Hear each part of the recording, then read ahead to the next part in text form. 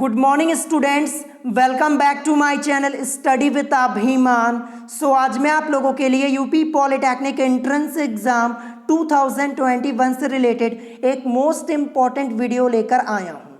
तो आज की इस वीडियो में मैं आप लोगों को यहाँ पे काउंसलिंग से रिलेटेड कुछ मोस्ट इंपॉर्टेंट इंफॉर्मेशन डिटेल में बताने वाला हूँ, और इसके अलावा मैं आप लोगों को ये भी बताऊंगा कि कम मार्क्स वाले स्टूडेंट्स का एडमिशन कैसे गवर्नमेंट कॉलेज में हो सकता है। तो आज की वीडियो आप लोगों के लिए मोस्ट इंपॉर्टेंट होने वाली है, तो वीडियो को आप लोग स्टार्टिंग से लेके एंड तक जरूर देखिएगा। और आज की इस वीडियो में मैं आप लोगों को जितनी बातें बताने वाला हूं, इन बातों को आप लोग अच्छे से समझ लीजिएगा, एक एक पॉइंट को अच्छे से समझ लीजिएगा, कोई भी पॉइंट आप लोगों से मिस ना होने पाए। तो चलिए फिर आज की इस वीडियो को स्टार्ट करते हैं। तो मैंने यहाँ पे सभी इंफॉर्मेशन पॉइंट वाइज लिखी हुई है। तो यहाँ पे देखिए फर्स्ट पॉइंट मैंने क्या लिखा है। फर्स्ट पॉइंट मैंने यहाँ पे ये लिखा हुआ है कि डॉक्यूमेंट वेरिफिकेशन के लिए आप अपने सभी डॉक्यूमेंट्स रेडी करवा लीजिए।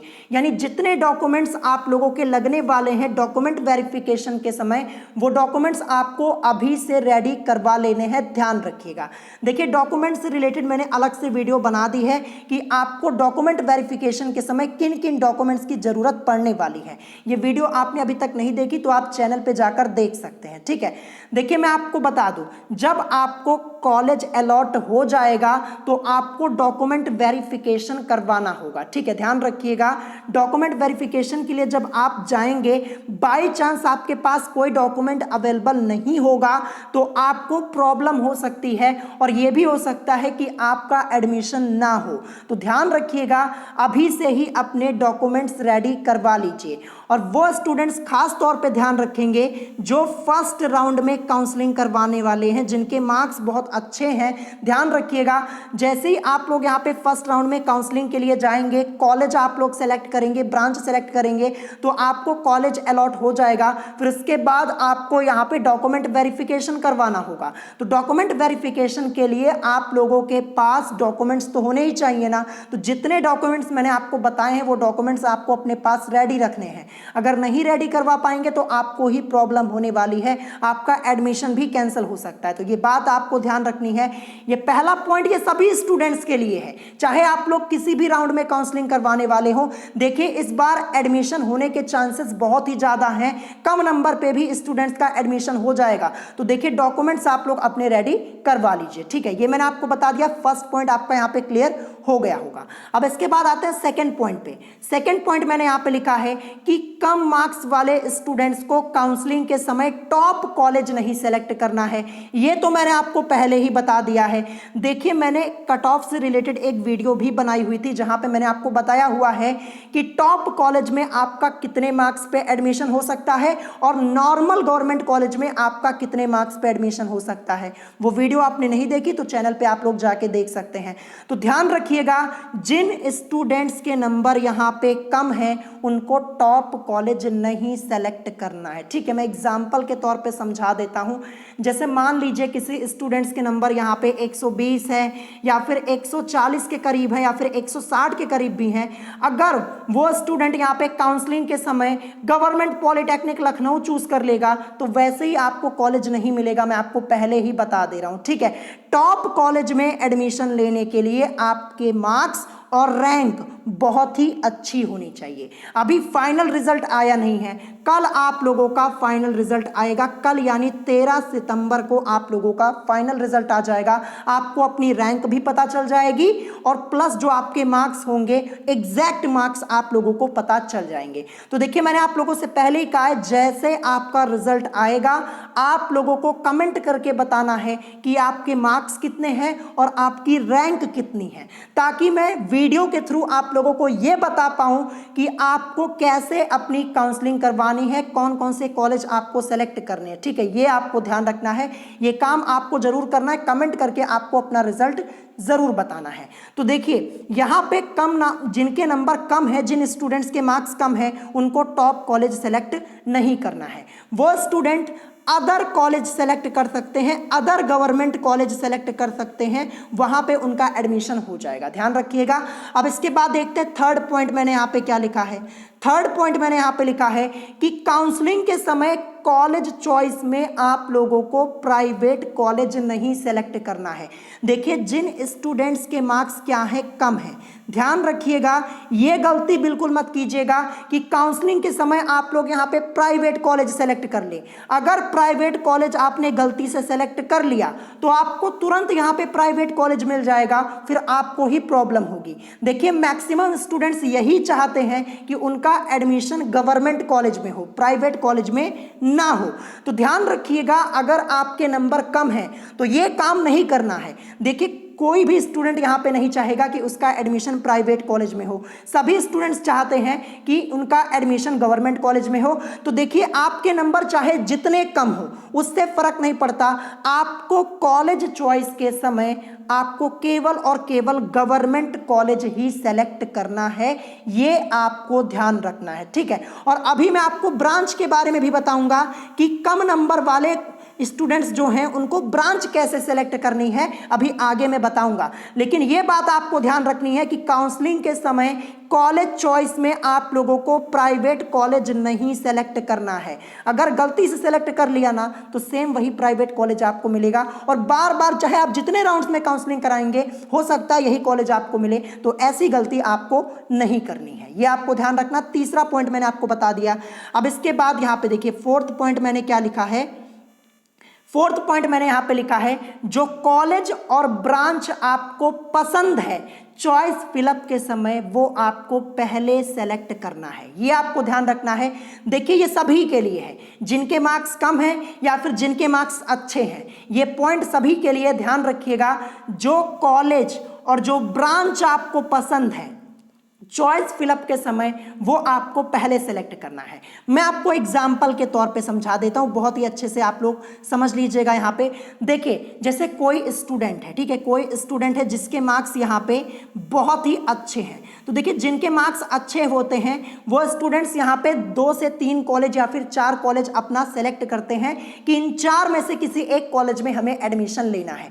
तो देखिए जैसे आपको जो कॉलेज सबसे अच्छा लगे, जो कॉलेज आपकी फर्स्ट प्रायोरिटी है कि हाँ हमें इसी कॉलेज में एडमिशन लेना है, उसको आप पहले नंबर पे चूज करेंगे, ठीक है। फिर उसके बाद आप दूसरा कॉलेज जो आपको पसंद है उसे चूज करेंगे, तीसरा, चौथा, जैसे आप चाहे वैसे यहाँ पे आप कॉलेज सेलेक्ट कर सकते हैं, ये मैंने आपको समझा दिया। लेकिन जो कॉलेज आपको पसंद है उसे आप पहले सेलेक्ट करेंगे, ये आपको ध्यान रखना है। और वैसे आप चॉइस में कई कॉलेज एक साथ फिलअप कर सकते हैं, यहाँ पे कोई लिमिट नहीं है, जितने कॉलेज हैं यूपी भर में आप सेलेक्ट कर सकते हैं, उससे कोई दिक्कत नहीं है। लेकिन अगर स्टूडेंट्स ऐसे स्टूडेंट्स जिनके मार्क्स यहाँ पे बहुत अच्छे हैं वो यहाँ पे अपने अकॉर्डिंग कॉलेज डिसाइड कर लेंगे, जो उनको टॉप 3-4 कॉलेज पसंद होंगे वो सेलेक्ट कर सकते हैं। ये उन स्टूडेंट्स के लिए है जिनके मार्क्स अच्छे हैं। अब जिनके मार्क्स कम हैं वो मैं बताऊंगा आगे। चलिए आगे आते हैं, मैं आपको आगे बताता हूं। यहाँ पे देखिए 5th पॉइंट में मैंने क्या लिखा है कि जिन स्टूडेंट्स के मार्क्स कम हैं उन्हें भी ये ध्यान रखना है कि टॉप कॉलेज को छोड़कर, ध्यान रखिएगा, टॉप कॉलेज को छोड़कर आपको जो कॉलेज और ब्रांच पसंद है वही आपको काउंसलिंग के समय सेलेक्ट करना है, वही कॉलेज और वही ब्रांच आपको सेलेक्ट करनी है। अब देखिए यहाँ पे मैक्सिमम स्टूडेंट्स यही चाहते हैं कि उनका एडमिशन टॉप ब्रांचेस के थ्रू हो, जैसे सिविल की ब्रांच हो गई, ठीक है, सिविल की हो गई, और फिर इलेक्ट्रिकल की हो गई, ठीक है, इलेक्ट्रिकल की ब्रांच हो गई ये, और इसके अलावा एक मैकेनिकल की ब्रांच आपकी होती है।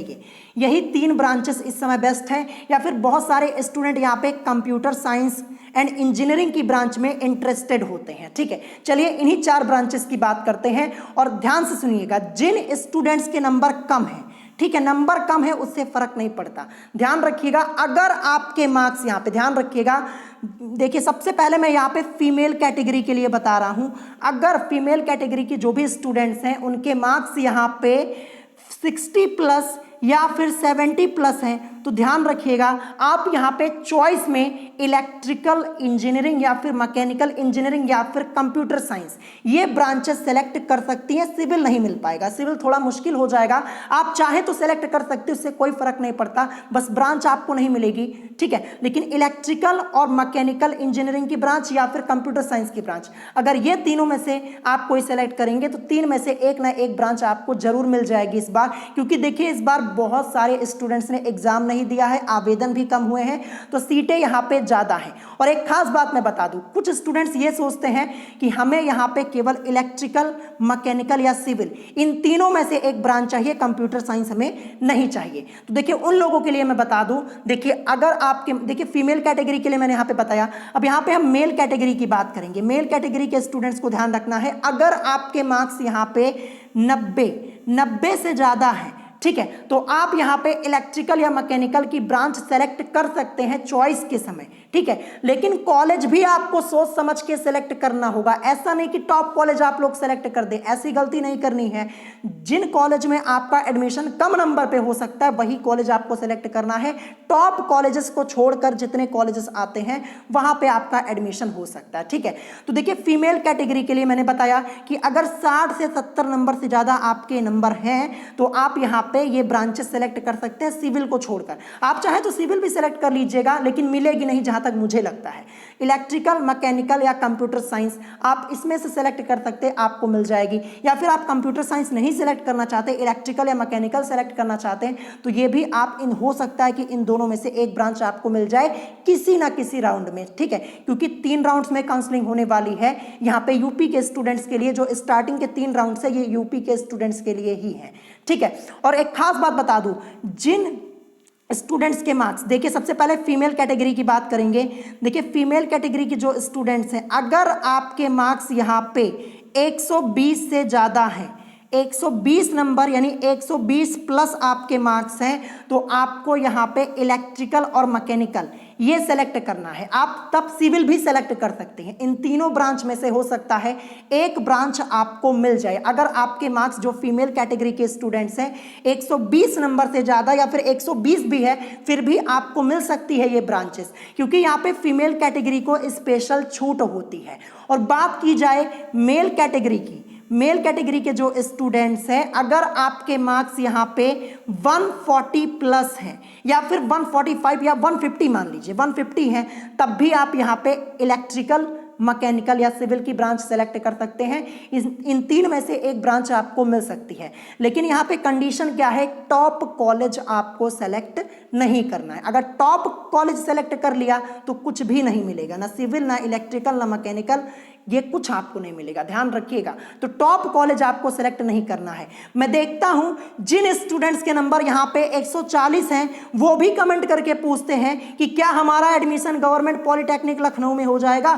तो 140 नंबर पे यहाँ पे नहीं हो पाएगा एडमिशन। मैं आपको पहले ही क्लियर कर दे रहा हूँ, यहाँ पे सभी डाउट मैंने क्लियर कर दिए हैं। देखिए कल आपका फाइनल रिजल्ट आ रहा है, फाइनल रिजल्ट आ जाने दीजिए, फिर इसके बाद आप लोग मुझे अपना रिजल्ट बताइएगा।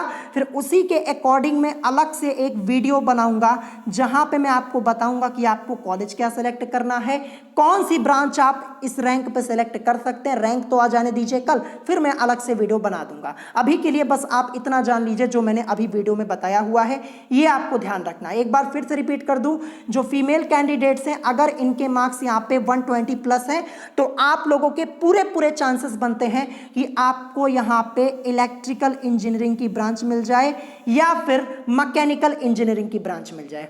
पक्का है, हो सकता है। यहाँ पे देखिए पॉसिबिलिटी ज़्यादा है इस बार, मैंने आपको पहले ही बता दिया है क्यों पॉसिबिलिटी ज़्यादा है, क्योंकि आवेदन कम हुए हैं, स्टूडेंट्स ने एग्जाम भी बहुत ज़्यादा स्टूडेंट्स ने छोड़ दिए हैं, तो आपके पूरे चांसेस बनते हैं। और मेल कैटेगरी के लिए मैंने यहाँ पे 150 बताया हुआ है, ये आपको ध्यान रखना है, ठीक है। अब इसके बाद यहाँ पे नेक्स्ट पॉइंट मैंने क्या लिखा है कि जिन स्टूडेंट्स के मार्क्स कम हैं वो ज़्यादा से ज़्यादा कॉलेज सेलेक्ट करेंगे।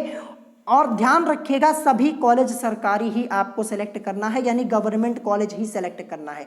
देखिए यूपी में 1-2 गवर्नमेंट कॉलेज थोड़ी ना है, बहुत सारे गवर्नमेंट कॉलेज हैं। यहाँ पे देखिए स्टूडेंट्स टॉप कॉलेज के चक्कर में परेशान होते हैं। देखिए टॉप कॉलेज के चक्कर में आप परेशान मत होइए जिनके नंबर कम है। मैंने आपको पहले ही बताया टॉप कॉलेज और नॉर्मल गवर्नमेंट कॉलेज में कोई खास अंतर नहीं होता है।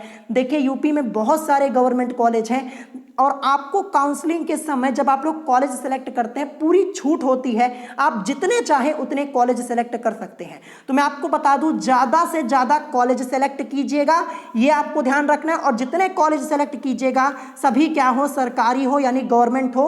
और ब्रांच आपको क्या सेलेक्ट करनी है मैंने आपको बता दिया है। मैक्सिमम स्टूडेंट्स यहाँ पे सिविल या फिर इलेक्ट्रिकल या फिर मैकेनिकल या फिर इसके अलावा कंप्यूटर साइंस की ब्रांच से एडमिशन लेना चाहते हैं, ठीक है।